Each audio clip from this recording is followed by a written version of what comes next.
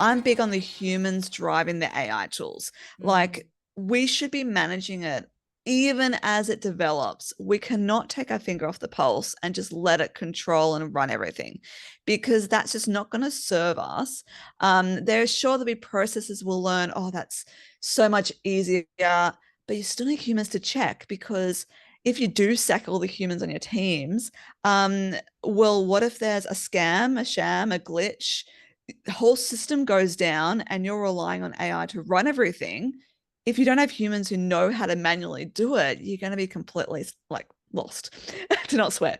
oh, So totally. I mean, yeah, I even think about like, so I use ChatGPT for the most basic of things, half the time just to get me started because my brain needs a little help to engage. But do you know how many times it's either fed me wrong information, like, and I look at it and I'm like, I know that's wrong. So you do have to double check it. But even like I love that you use the word human a lot of times where I go, okay, that sounds ridiculous. I can't post that, but at least I've got a starting point now and I can put my flavor over the top of it. And sometimes where I go, wow, you are just not getting what I'm asking. And I think this is really interesting because I love your talk about the prompts.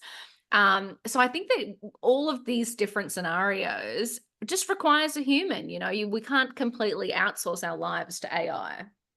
and you don't want to, right? Like Mm. we went into business for a reason. Like this is part of the reason why I don't have all these processes automated in AI because I actually enjoy doing them. And Yeah. I think the whole word productivity gets thrown around and saving money for AI, but you lose then your heart and soul of why you're doing what you're doing and human connection.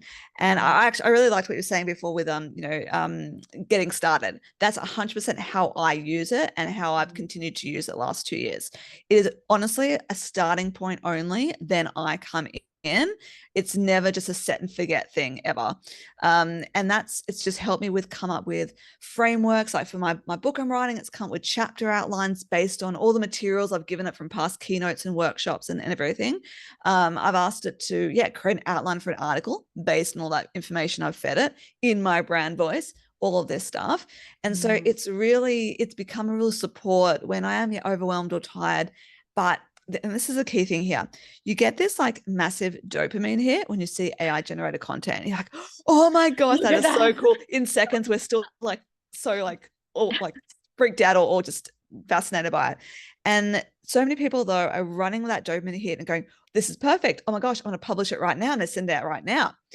But Mm. what you need to do is take a deep breath and pause and use that dopamine hit, like use that excitement to fuel your creativity, to continue the process, to then challenge it, critique it, to go back with other questions and go down deeper in one section or one part. Or if it's completely wrong, like you were saying before, take it offline to Google Doc or Word Doc and then take over manually because you would Mm. have at least had that creativity sparked from otherwise looking at that white screen of death.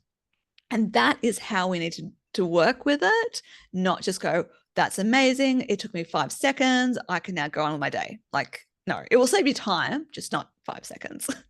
Totally. And it's really interesting because I feel like it's becoming more and more obvious when people are just copying and pasting it.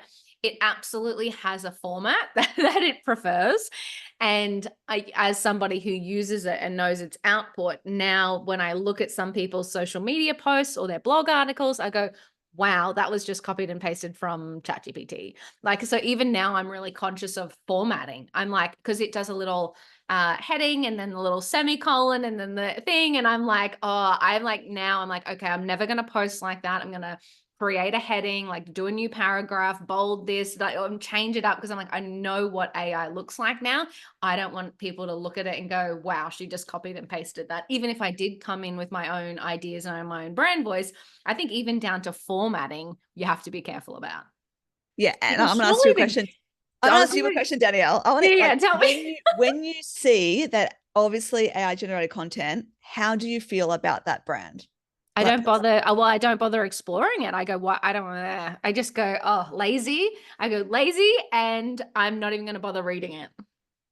and that is the problem, right? Yeah. And so the whole trap that so many people find themselves in is getting caught up in that productivity thing, look how much time it saves me, and not thinking about how it lands with their audience.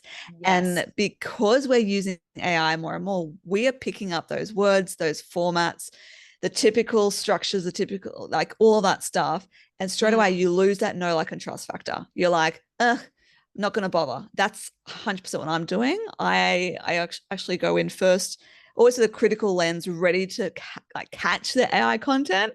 Yeah. And then when I can tell it's not, I'm like, okay, I kind of like calm the farm a bit. Yeah. But when I'm like, oh no, yep, that's AI, moving on. And I just don't even bother, because especially when it comes to like LinkedIn or thought leadership articles, Mm. I'm like, that's not your thoughts. Like, you may have put some No. thoughts in, but it Mm. looks so AI generated. I'm not going to trust that you know what you're talking about.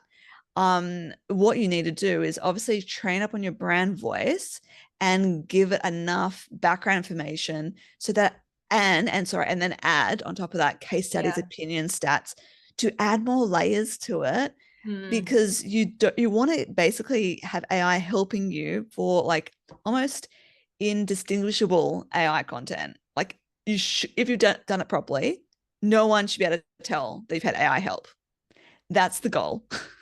And I think a big risk too is surely Google algorithms know this as well. This isn't just, Danny's eyes. Like, surely then Google knows, oh, this is content that I've seen somewhere else. This is formatting I've seen somewhere else. Even down to it finishes blog articles with "in conclusion" and does the little wrap up. And I'm like, nobody writes blog articles like that. But ChatGPT always writes "in conclusion" and whatever. And I'm like, surely then Google's SEO algorithms are looking for those similarities, and we're going to turn around in a year, however long, and they're going to be saying, oh yeah, part of our new SEO update is we're looking for these AI indicators, and everyone gets blacklisted. Yeah, that's it. That's it. You're Mm. putting yourself at risk, not just for the humans, but for the bots that are scanning it for SEO purposes.